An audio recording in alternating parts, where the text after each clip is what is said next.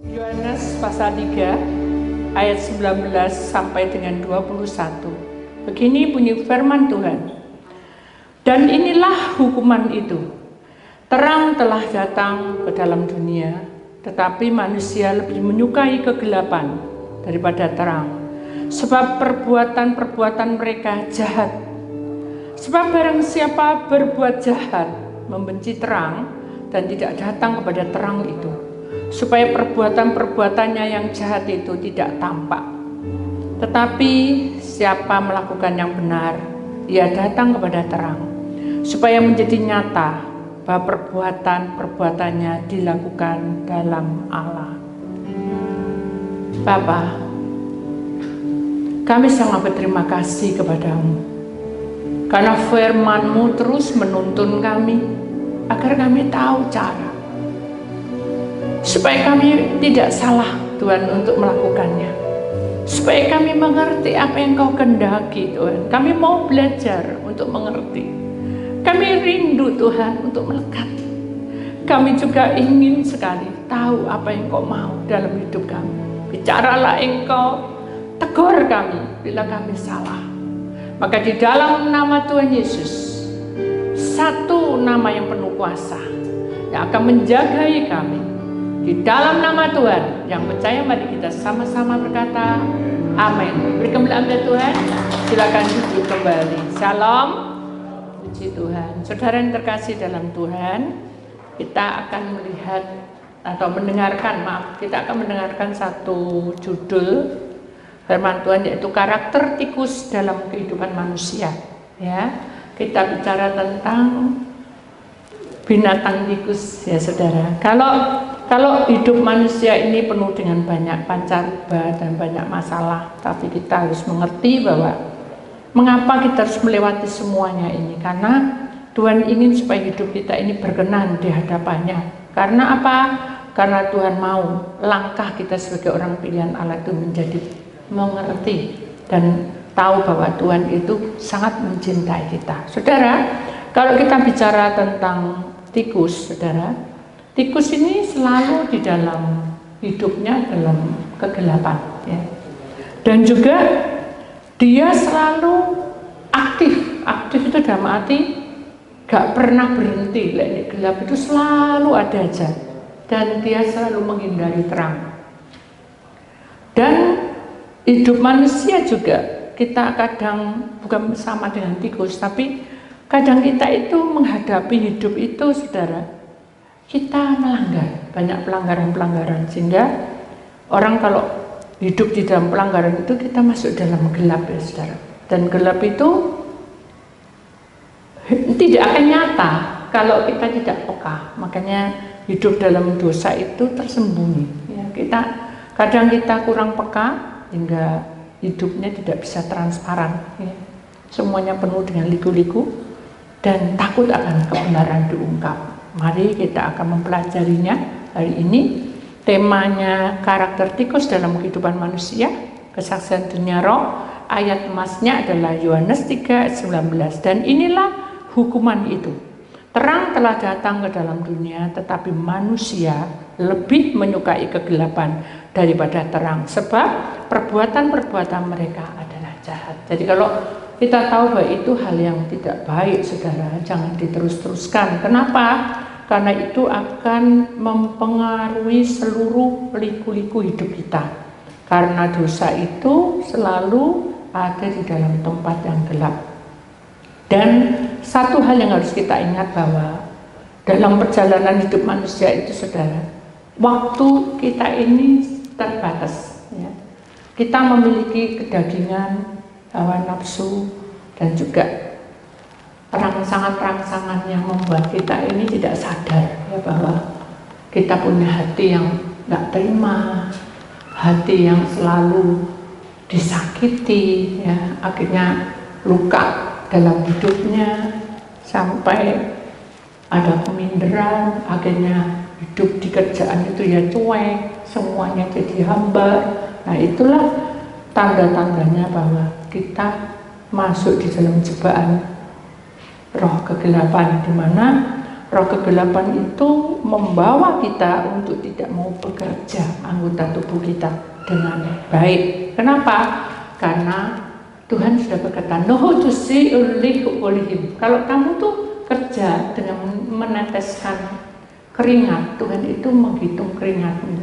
Kalau itu keringat yang benar, pasti akan membawa berkat. Tapi kalau tidak, maka seluruh anggota tubuhmu itu akan membuahkan hasil maut. Kenapa? Karena itu akan terjadi tabur tuai di dalam hidup kita. Makanya kita tidak boleh melakukan hal seperti itu, harus mau belajar. Kenapa? Karena hidup kedagingan kita ini selalu memikirkan hal-hal kedagingan, saudara. Ya normal. Kalau orang maju, masa kita tidak mau maju, itu normal. Kalau orang diberkati, masa aku tidak diberkati, padahal aku tidak pernah begini, tidak pernah begitu. Tapi kenapa kok aku merasa berkatnya lebih banyak yang situ? Nah ini saudara, kita tahu bahwa karakter hidup kita ini tidak sempurna, tetapi kita tidak boleh belajar kegelapan. Yang belajar memasuki keterang itu harus diperjuangkan. Ya. Kalau hal-hal kedagingan itu tiba-tiba datang menghadang kita lama-lama tidak akan menurut roh kebenaran. Jadi kalau tidak menurut roh kebenaran, pemikiran-pemikiran yang untuk masuk di dalam kebenaran itu akan hilang, saudara. Tidak mood ke sana, tidak pengen ke sana. Itu memang kita melanggar. Tapi ada sesuatu yang juga ada salah paham. Ya. Saya juga bingung. Ya apa yang salah paham itu? Tuhan, saya bilang itu. Tidak apa-apa anakku, nanti kan aku kasih pengertian pada kamu. Ya. Nah ini tadi saya punya acara di dalam keluarga. Ya, saya tahu bahwa HP saya tinggal 9%. Ya, saya itu semalam sudah kecapiin, jadi tidak ngecas. Hanya saya titip sama Mbak itu, Mbak tolong dicas. Saya bilang gitu, ya. Tidak ada di sini, baik di dalam sana. Ya udah. Tapi aman loh. Itu mau keluar gitu loh di dalam kata-kata, tapi rasanya kayak ditutup. Nggak usah lah, masa dia nggak mau bertanggung jawab gitu, itu intinya. Udahlah. Akhirnya saya menyelesaikan acara ini, sudah selesai. Saya pulang tergopoh-gopoh karena sudah waktunya dan hujan sudah kayaknya sudah mendung-mendung gitu, hujan rintik-rintik. Saya cepat-cepatan lupa, saudara, HP-nya tak bawa. Enggak, akhirnya tadi ini berangkat, saya ya udah nanti aku ke sana dulu aja sebelum pergi ke ibadah. Akhirnya saya mumpung belum lupa, jadi di tempat saya itu juga ada cas HP, ya. Jadi tak taruh di depan supaya saya sadar, nanti tak buka, oh ini cas HP, oh ya HP ku ketinggalan satu. Itu menurut saya harus kayak gitu tuh, supaya saya ingat. Nah, dan benar, saya hampir lupa, begitu tak buka, oh ya aku mau ngambil HP, hanya saya harus lewat sini. Udah kan? Sampai di sana saya pikir ya sudah, saya minta tolong Pak supir aja. Pak supirnya bilang nggak bisa Bu, unti yo lek pertol lek gak, ya udah.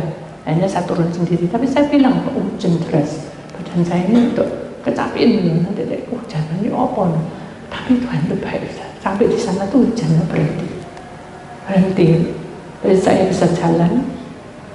Terus saya masuk itu, walaupun Bapak supir itu perhatian masukkan itu mobilnya di depan gitu ya. Saya permisi, saya ini main jupuk HP itu dimasukkan ke dalam, jadi saya tidak hujan. Tapi tidak hujan, saya masuk. Mbak, saya mau ngambil HP yang ketinggalan. Nah mereka itu semua bilang tidak ada yang ketinggalan HP-nya. Kamu tak sudah. Kalau saya punya roh emosi, saudara, itu kan gelap. Emosi, amarah, kejengkelan, gondok, pegel, ya itu adalah roh kegelapan. Jadi saya tidak boleh ke situ. Saya harus sabar. Saya bilang, barusan loh, belum ada. Ya hampir 1 jam lah. Aku pulang dulu kan, aku ya tidak tahu. Tidak ada, HP-nya tidak ada, Bu, tidak ada ketinggalan, Bu. Semuanya semua itu. Ya memang Tuhan izinkan semua ngelompok di situ pegawai. Tapi ramai yang beli. Jadi saya jadikan kebingungan juga dia ngatur kliennya, maksudnya langganannya, saya juga yang menuntut minta HP segera karena saya mau ibadah kan gitu. Tapi saya tidak mungkin, saya mau ibadah, tidak mungkin. Saya diam. Waduh, ya apa nih ya, HP gak ketemu itu untuk pelayanan. Saya berdoa sama Tuhan, Tuhan, saya sudah bertuntun sampai di sini, tapi saya apa yang harus saya lakukan? Tuhan bilang, Nubin, Sikino, kamu dulu salah ngomongin, jadi bisa salah paham. Hah? Masa Tuhan? Saya tak iling-iling. Habis saya ketinggalan di sini.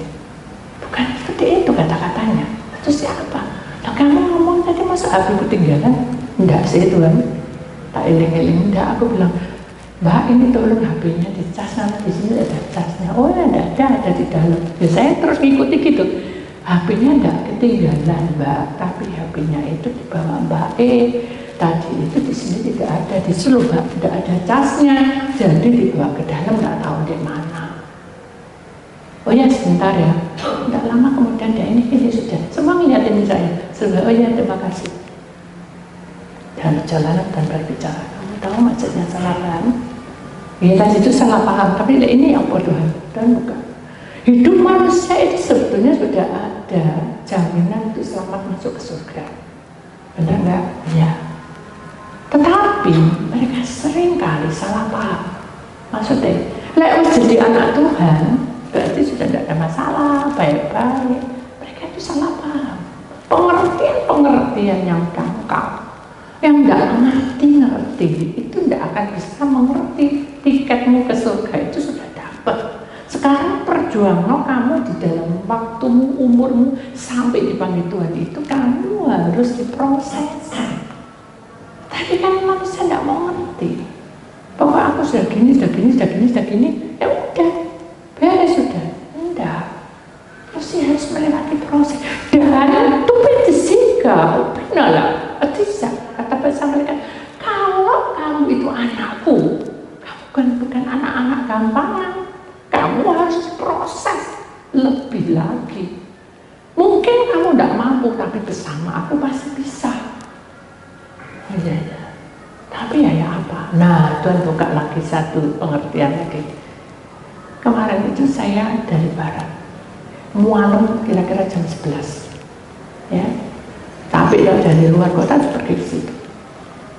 Tuh, Leon itu yang di sini tuh, di tengah ya, ulangan bahasa Jawa. Oh no, coro kok itu. Nah, gue gak ngerti. Tak tunjuk nombak mbah, yo gak ngerti gitu kan. Terus saya bilang, Tuhan tak serama, tidak tahu. Terus Mbak, aku udah pas sampai kamu. Ini piye ngajari semalam ngantuk. Saya tahu. Karena Leon itu niat, ya sudah niat, ya. Dia tidak mau nilainya jelek. Paling tidak katanya nilainya jangan sampai 5. Aku mau lihat dulu, tidak belajar, lihat. Akhirnya dilihat, ditunjukin sama di HP. Sekarang kan persoalannya ada di HP loh saudara, bukan di buku loh saudara. Jadi kalau lihat apa-apa itu semua di HP, persoalan ulangan-ulangan itu semua dari sekolah itu yang Austin Leon itu masih di HP, dibuka. Saya melihat ini gitu, ini segini, pusing saya. Saya bilang Mbakmu, HP apa? Sama Mbak itu tulis, saya ditunjuk sama dia. Dan itu dia mandi, dia lihat masih sampai lama. Saya bilang gini, sudah selesai, kamu ngantuk, jangan dilihatin dulu. Aku ini mau ngapa tapi aku nggak tahu caranya. Tapi aku mau, itu hanya dilihat. Terus ini apa? Lek mau dirubah-rubah. Dia itu tanya, caranya apa? Saya tahu. Maksudnya ini persoalannya ya apa gitu. Kan enggak tahu ulangannya ya apa. Saya tanya Mbak itu dirubah-rubah Bu. Ya rubah-rubah deh, aku gak ngerti. Hanya ada merubah, di lompat-lompati di sana. Oh, terus apa yang belakang apa gitu ya. Pokoknya dirubah-rubah. Dan kasihkan sama Leo. Aku mau ngisi, tapi nanti keliru, enggak apa-apa ya. Ya enggak apa-apa, itu namanya belajar ini. Itu namanya remedi, hosting. Nanti diremedi sendiri. Jadi anak gue itu lucu. Ya, di sini. Padahal itu ciplaan ada di sini, sudah. Ini jadinya ini yang asli, yang dia tadi, yang ini persoalannya. Padahal jejer gini, sudah. Dia tidak mau lihat benda, sudah. Ini ingetin. Karena dia niat. Udah selesai. Loh, kok cepetnya selesai kali ini? Ama belum mandi kamu sudah selesai? Iya sudah kok. Saya ini kan juga memperhatikan. Salah. Enggak mah, ini benar mah. Ini kelihatan. Tunjukin begitu pada. Ternyata kalau kita mau itu bisa. Kalau kita mau niat itu bisa. Ada kenyataan. Tuhan bilang seperti itulah keselamatan. Selama kamu dekat sama Tuhan dan mau mendengarkan, mau melihat, mau bersama dengan Tuhan, pasti ada jalan keluarnya. Itu Leon. Tapi Tuhan lebih dari semua itu. Dia tahu masalah kita, dia tahu persoalan kita, dia tahu penyakit kita, dia tahu hidup kita, kekurangan kita, masalah apapun. Tumis, tidak ada yang tersembunyi dan tidak ada tersembunyi di hadapan Allah. Marilah dengan iman yang pasti, ya, bahwa hidup kita berkenan di hadapan Tuhan itu karena kamu berjalan dengan iman. Kenapa? Karena jalur Tuhan itu diberikan kekuatan kepada kita. Apakah di dalam 24 jam ini kita nggak ada pelanggaran? Ada. Tapi setiap kali ada pelanggaran, kamu harus minta ampun sama Tuhan. Belajar Tuhan. Aku ini tadi itu salah loh ngomongin. Ampuni aku. Aku ini salah tadi pelayan. Ampuni aku. Ini aku buat masalah Tuhan. Jadi apapun yang terjadi kita belajar untuk minta ampun sama Tuhan. Itu kuncinya. Supaya kamu akan menjadi tenteram hatimu. Nyanyian katakan, kirimkan aku Tuhan. Apa? Malaikat penghibur hati. Apa? Akan jiwaku untuk jalani hidupku. Ampuni aku Tuhan. Ampuni aku Tuhan. Kenapa? Dari semua dosaku. Kita minta lepas ya. Lepaskan semua ini, derita yang kurasa, derita yang kurasa. Jadikan aku, jadikan aku Tuhan, seperti yang Kau mau. Bimbing dengan iman. Bimbing setiap langkahku di jalan yang benar.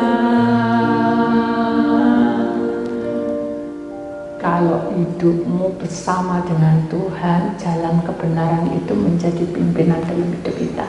Amin. Jadi kita tidak perlu ragu, saudara, bahwa dalam perjalanan kita ini dipimpin oleh Tuhan.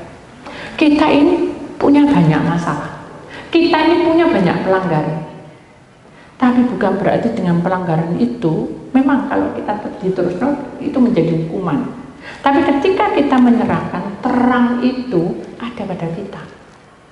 Dan kalau terang itu ada pada kita, maka manusia akan lebih suka dengan terang. Sebetulnya harus gitu.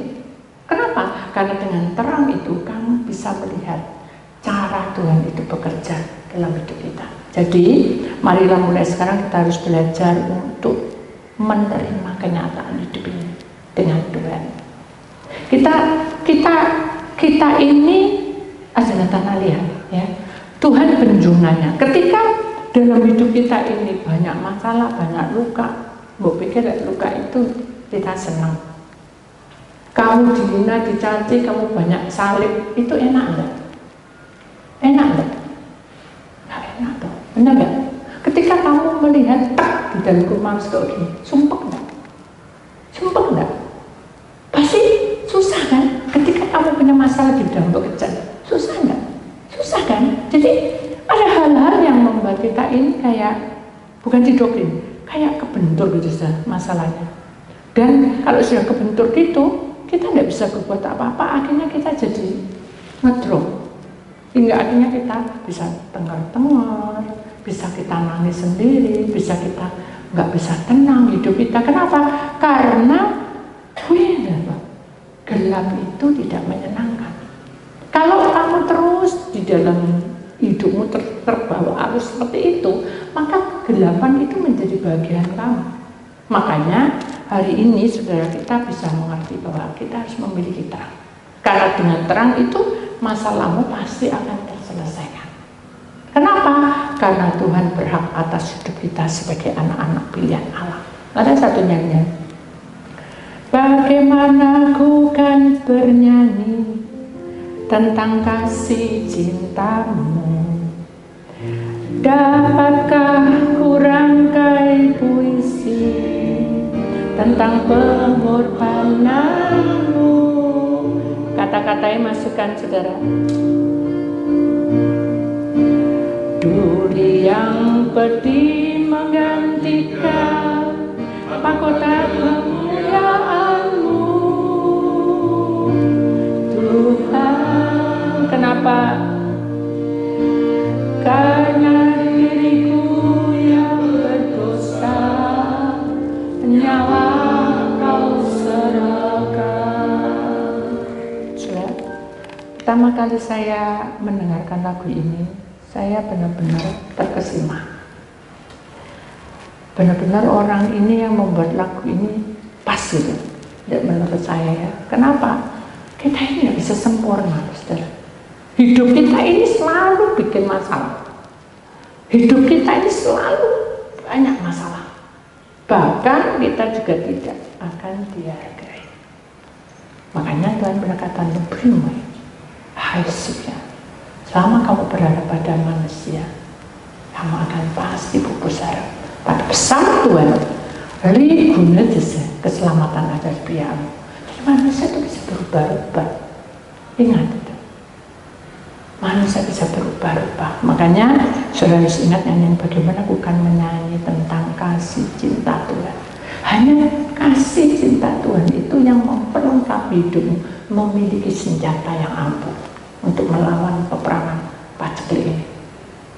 Hanya dengan kuasa Allah itulah maka semuanya yang kamu lakukan, kamu rela berkorban, rela ini, rela melayani, rela itu, kamu harus ingat bahwa Tuhan sudah dimahkotai duri karena pelanggaran kita. Jadi kita bisa mikir ya saudara bahwa aku sudah ditebus oleh Tuhan dengan mahkota duri di kepala. Kenapa tidak di kaki, di kepala? Karena pikiran-pikiran kita yang tidak menyelesaikan, Tuhan sudah patahkan. Sehingga kita sadar bahwa di dalam dunia yang fana ini, saudara, kita harus sadar bahwa hanya Tuhanlah yang bisa menyelamatkan hidup kita. Jadi dikatakan, karena diriku yang berdosa, nyawa Kau serahkan. Siapa sih yang mau menyerahkan nyawa untuk hidup kita? Tidak ada, tidak ada. Makanya mari kita berkata bahwa tidak ada sesuatu yang membuat kita bahagia, hanya Tuhanlah yang membuat kita bahagia. Amin. Hanya Tuhanlah yang membuat hidup kita semakin hari semakin indah di pemandangan Allah. Ketika masalah itu bertubi-tubi, saudara, dan manusia itu mulai turun, maka benar-benar kamu harus siap-siap. Bumernya, karena dunia ini fana, dia akan melecehkan dan menghina, mencaci dan menyakiti. Tetapi dalam firman Tuhan dan lagu ini mengatakan, Kau balut luka di hatiku dengan kasih yang kudus. Kenapa? Dosa yang merasuk Kau basuh dengan darah yang kudus. Entah berapa kali daku mengkhianati, entah berapa kali daku berkhianat padamu. Ini satu pertanyaan, mengapa setiamu ya Tuhan tetap kepadaku? Setiamu ya Tuhan tetap kepadaku. Saya masukkan dalam hati, siapa saya ini? Sehingga berulang kali saya melakukan kesalahan, tapi Tuhan menyentuh hidup saya sehingga saya bisa merasakan bahwa Tuhan itu setia pada saya. Kalau saya nggak setia dan belajar nggak setia pada Tuhan ketika saya disakiti, saudara, manusia kalau disakiti pasti berontak, diinjak, teriak. Jadi kalau kita punya Tuhan, kita bisa bertahan. Bukan dapet, bukan kipul, bukan muka tebal. Kita memang sakit, tapi aura kuasa Allah itu yang membalut hidup kita, sehingga kita menjadi aman dan sejahtera karena Tuhan itu beserta dengan kita. Imani, saudara, bahwa perjalanan hidup kita ini tidak mau dalam kegelapan, tidak mau di dalam masalah. Memang hidup di dalam dunia ini penuh dengan masalah, tapi kita harus terus terang pada Tuhan, aku tidak mampu, tapi Tuhan yang mampukan aku. Amin. Aku tidak sanggup, tapi Tuhan yang sanggupkan aku. Aku tidak bisa, tapi Tuhan yang membisahkan kamu sampai detik ini setia. Aku sudah mundur, tapi Tuhan berkata, maju teruskan, karena kamu adalah orang-orang yang kupilih. Nah ini, saudara, jadi kata-kata ini yang membuat kita jadi kuat, karena firman itu yang menunjukkan kita bahwa kuasa Tuhan itu bekerja di tengah-tengah kita. Dia rela berkorban untuk hidup kita, dia rela melakukan untuk kebaikan kita. Di sini dikatakan, sungguh ku tak mampu membalas kasih dan setiamu, Tuhan, bagiku yang hina ini, kau rela berkorban. Apakah aku sanggup membalas kasih? Apakah kau sanggup membalas kasih dan setiamu, ya Tuhan? Kita akui, sebagaimana adanya daku, ku berserah padamu. Orang yang berserah aja masih dikata-katai, orang yang benar-benar duduk diam aja masih diolok, orang yang sudah tidak berdaya masih terus dikejar, nggak pas. Nah itu saja. Jadi kalau kita memiliki Tuhan di atas semua percobaan yang kamu alami itu, kamu akan tetap diam seperti Maria, sujud, menyembah di kakinya, menikmati hadiratnya. Karena itu adalah pimpinan. Kalau kita punya iman sebiji sesawi aja, saya sering katakan, kamu akan berjalan dengan firman-Nya, bukan dengan kekuatanmu atau dengan kenyataan yang kamu alami. Ini belum bisa selesai, ini juga belum selesai, ini belum. Nah, kamu terus mikir ke situ, saudara, tidak selesai. Tapi kalau kamu sujud diam, seperti nyanyi dan makanya hari ini saya suka menyanyi. Kenapa? Karena saya mau saudara itu menyadari bahwa bersama Tuhan itu kita bisa berjalan. Ku bersujud di kakimu, menikmati kehadiranmu. Kau berkata, kau cintaku dengan kasih sempurna. Apalagi kau mengusap air mataku, kau teduhkan gelora hatiku. Oh Yesusku, ku cinta kau,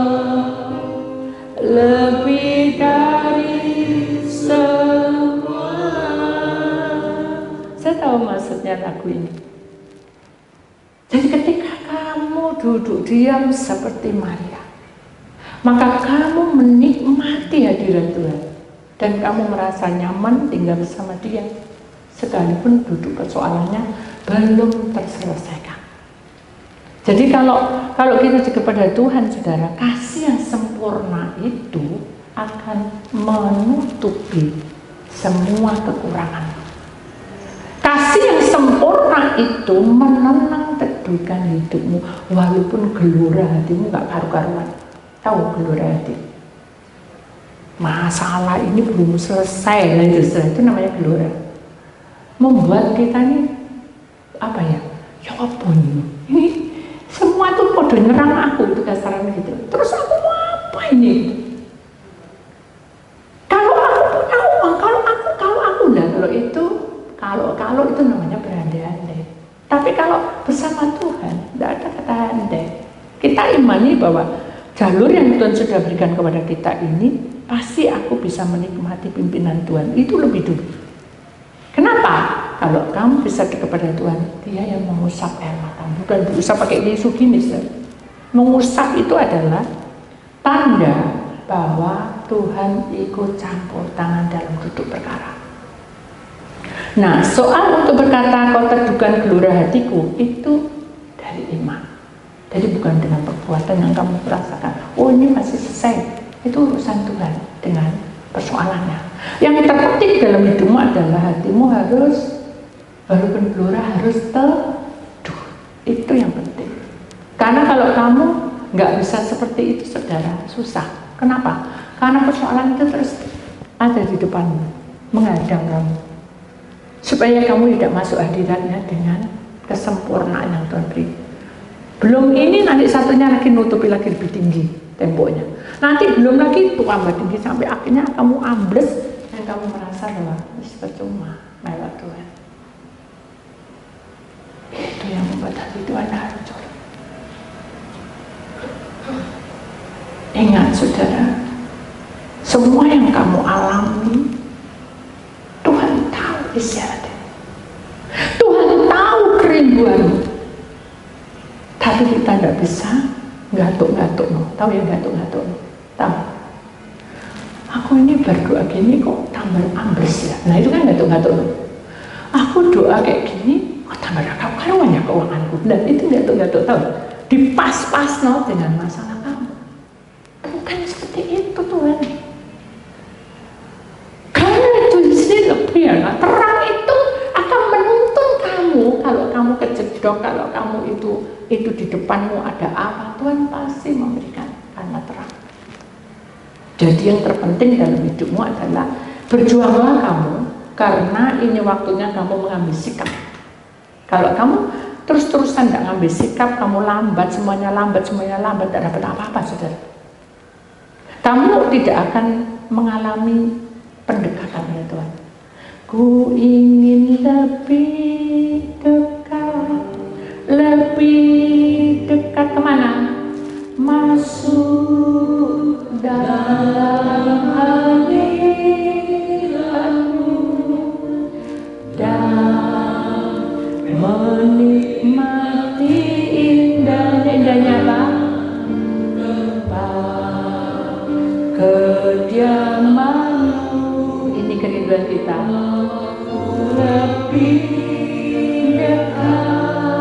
Lebih dekat dalam pelukan kasih-Mu. Imani, tiada yang dapat memisahkan dari apa?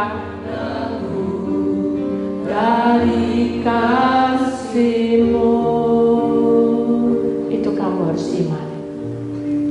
Ketika masalahmu itu ada, kamu datang dalam pelaparan Tuhan, Tuhan akan memberikan kamu kekuatan, dan Tuhan akan memberikan kamu jalan.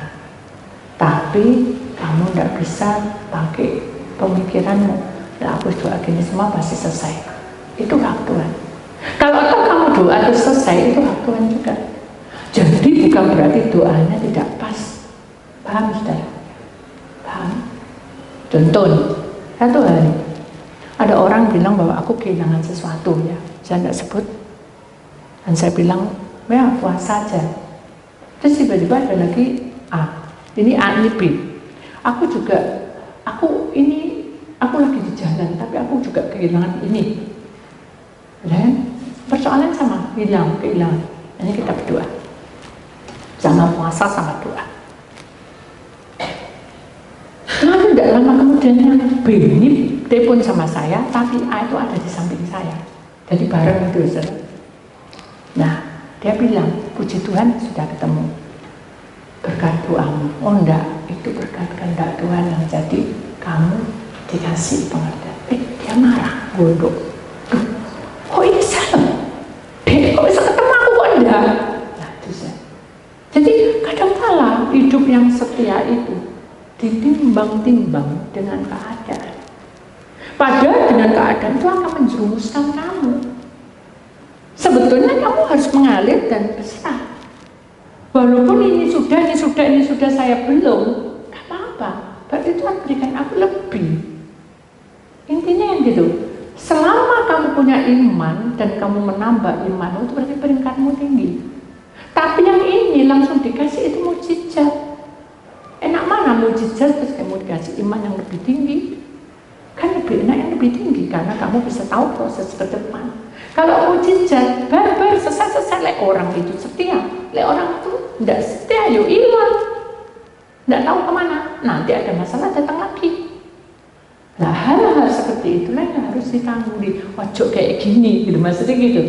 Kalau kamu diberkati dengan iman, kamu berjalan sekarang ya langsung dijawab, kamu lebih setia, supaya kamu peka. Tapi kalau yang ini belum selesai, ini sudah dipekakan sama Tuhan. Ngerti ya saudara persoalan ini?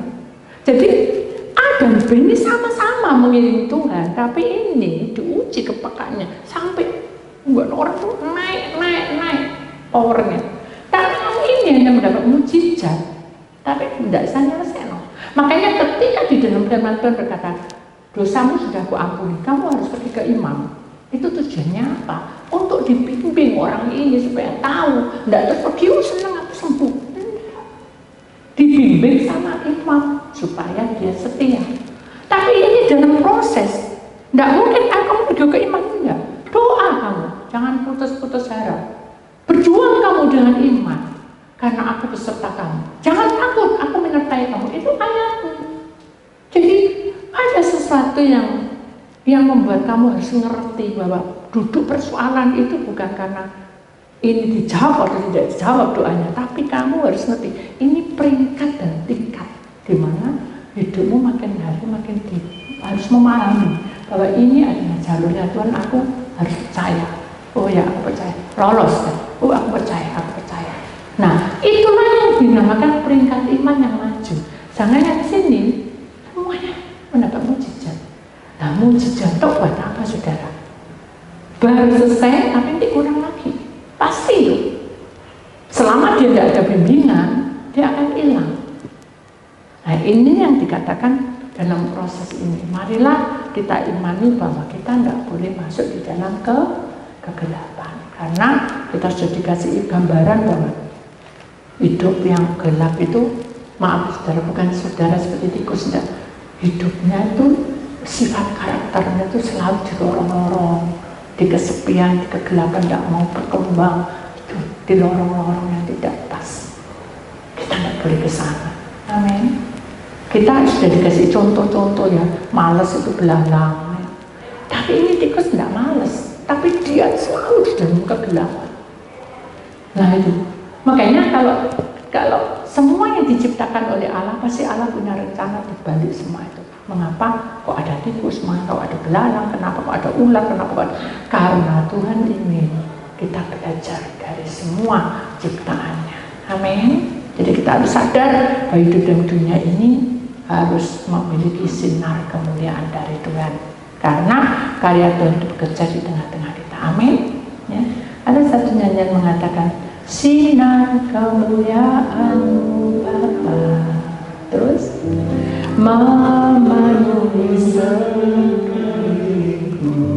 Apa yang dirasakan? Ku rasakan kemuliaan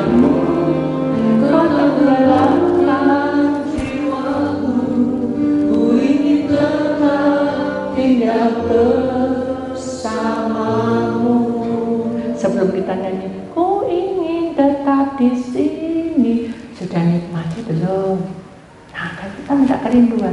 Makanya setiap pujian itu bilang sama Tuhan, Tuhan, aku ingin loh masuk kayak gini. Aku mau, aku rindu. Gitu saudara. Jadi nyanyi jangan asal nyanyi, tapi dengan iman. Ya, ku ingin tetap di sini. Mandi. Menikmati baikmu. Ku ingin tetap di sini.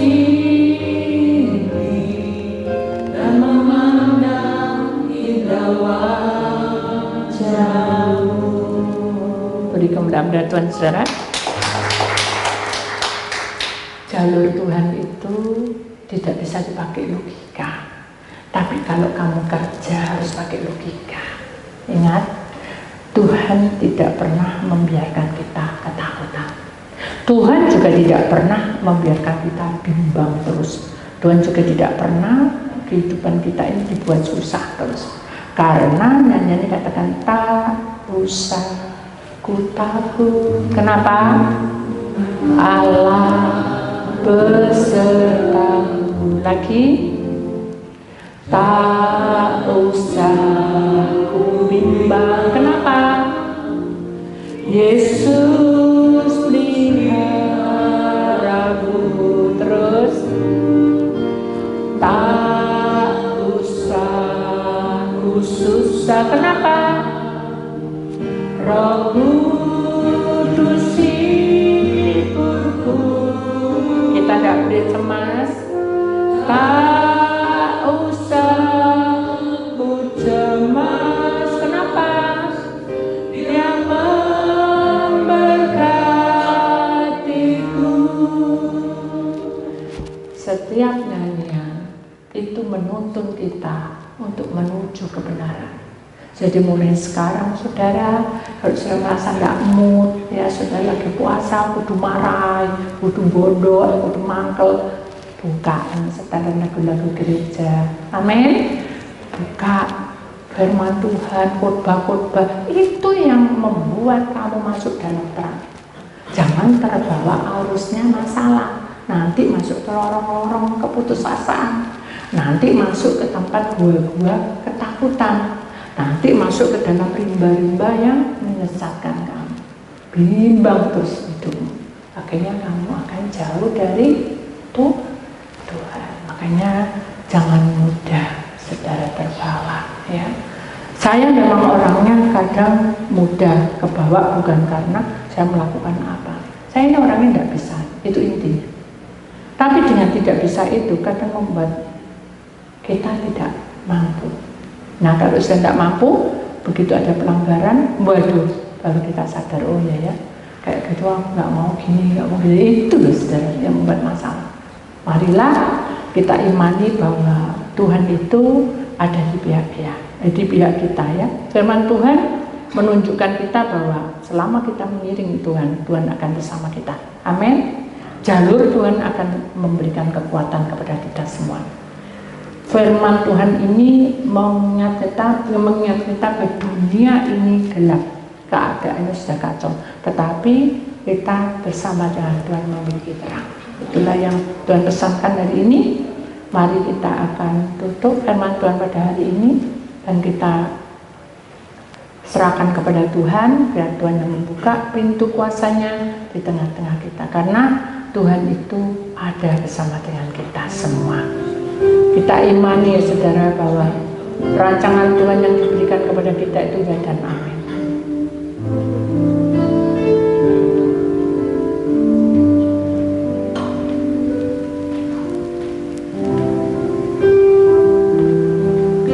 Ku bersujud di kakimu, menikmati kehadiranmu.